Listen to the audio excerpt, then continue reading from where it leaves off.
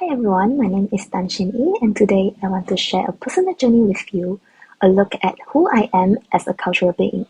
This question has layers for me. It's about ethnicity, gender, upbringing, and how all these parts of my identity shape my communication style in both personal and social settings.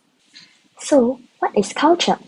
To me, culture is the learned patterns of behavior and attitudes shaped by the group. In Malaysia, with our diversity, I was lucky to grow up in an environment where culture feels rich and vibrant, but my experience also had its own complexities.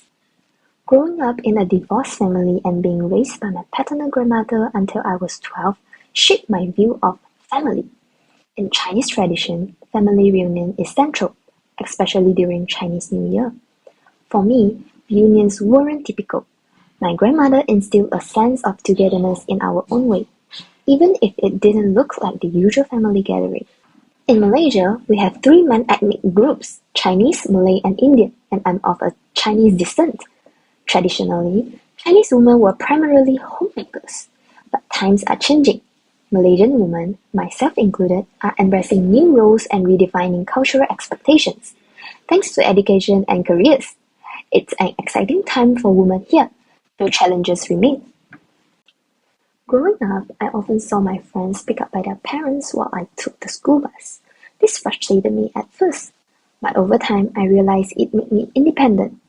Attending a Chinese independent school, I was immersed in a busy and fulfilling environment, balancing government exam, which is SPN, Chinese independent school exam, UEC, and co-curricular activities. These experiences taught me responsibility and leadership, preparing me for my university life. Min Kim's conversational constraint theory helped me understand my own communication style. In my family, I learned to prioritize harmony to avoid conflict and to minimize imposing my own views on others. This was deeply influenced by my grandmother, who valued humility and peace in relationships. As a Chinese girl, I have developed a communication style that values empathy and considers others' feelings. My grandmother taught me to communicate indirectly, especially with my families and friends. High context communication, where much is conveyed through body language or silence, feels natural to me, though it sometimes causes misunderstandings with people from low context backgrounds. My Buddhist faith, which emphasizes kindness and compassion, it's another key part of my cultural identity. I try to live by this, although I am aware that kindness can sometimes be exploited, as we see with scams today. Still, empathy is something I hold close.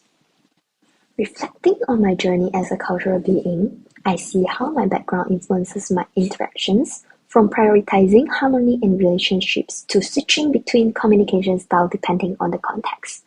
My experiences have taught me empathy and adaptability, and I hope to continue fostering understanding in my interactions. Thank you for listening.